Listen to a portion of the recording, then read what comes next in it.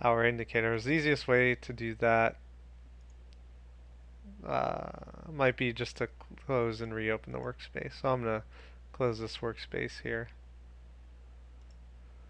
and then I'm going to reopen it.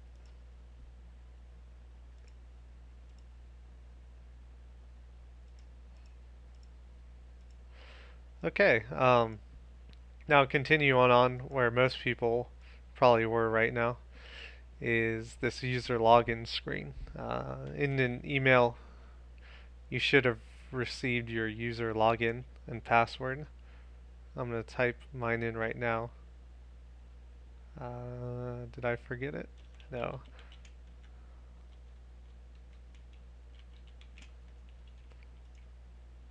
Okay, good. I did remember what mine is. It says connected successfully.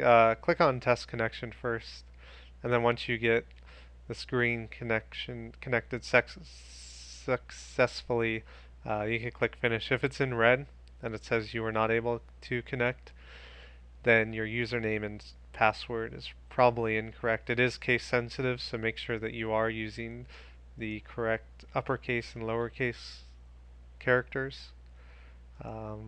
And if not, go ahead and email Shelly at EOTPRO.com and she will send you your username and login. So I'm going to click finish here. That's a one-time process.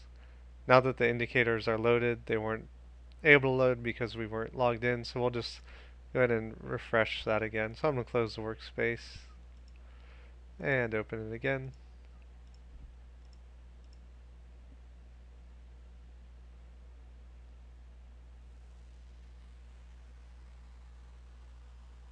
And there we go. We now have all of our indicators on our chart, and we have our workspace open, and we're all set.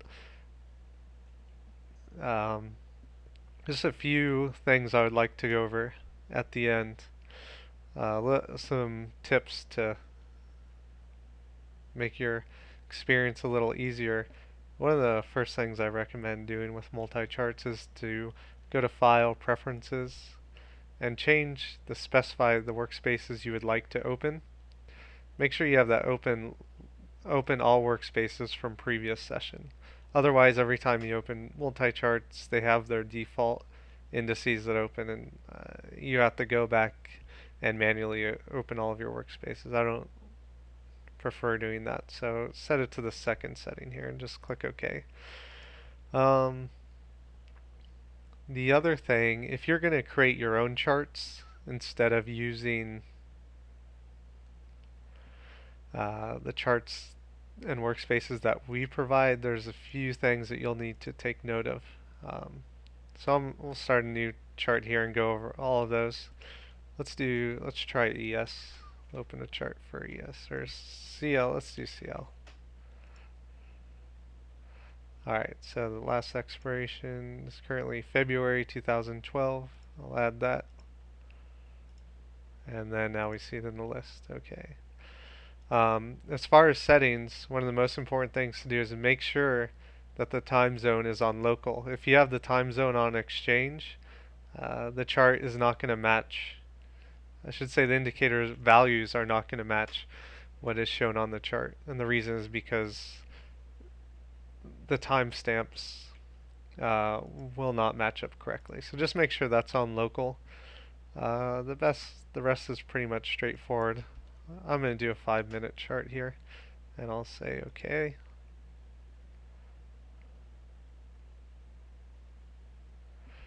Alright, we have that open, looks good. Now I'm going to place indicators on that chart. So to place indicators, right click on your chart and go to Insert Study. I'm going to scroll down to the $ server section. I'm going to add some indicators here as an example. I'll say OK. The indicator settings are pretty straightforward. If you can leave things at auto 0, the only time you want to change that is if the chart that you're using is not being recorded or you want to see data from another chart. So I'm gonna use Summers bars here. So it's instrument name. I can leave that at auto because we're using CL. Bar type. The bar type, you can either use minute or Summers bar here. And the bar input for that would be 5. Okay. So I'm going to just repeat that for each of the indicators that I'm creating on my new chart here.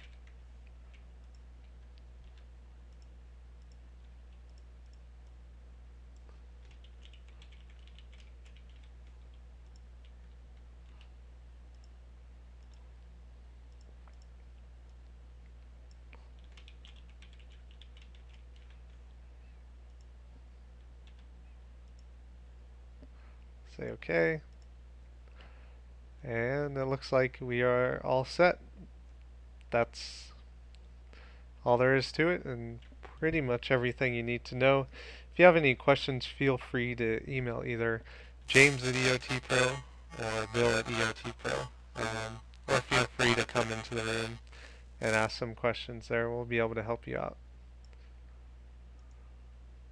Thank you and have a good day.